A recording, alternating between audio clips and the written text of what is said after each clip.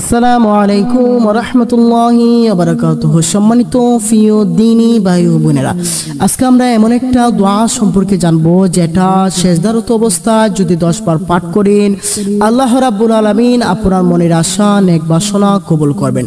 শুধু তাই নয়, আল্লাহ রাব্বুল আলামিনের কাছে আপনি যা চাইবেন তাই পাবেন ইনশাআল্লাহ।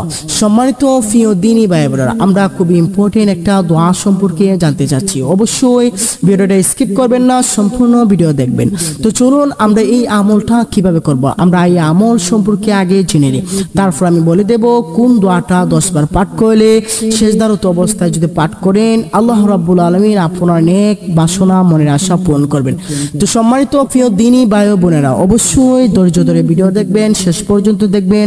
আশা করি আপনারা এই নিয়মটা যদি মানেন, আমার দেখানো আমলটা যদি আপনারা করেন, তাহলে ইনশাআল্লাহ আল্লাহ রাব্বুল আলামিন আপনার নেক বাসনা কবুল করবেন। শুধু তাই নয়, আপনি যা চাইবেন আল্লাহ রাব্বুল আলামিনের কাছে আল্লাহ রাব্বুল আলামিন আপনাকে তাই দান করবেন।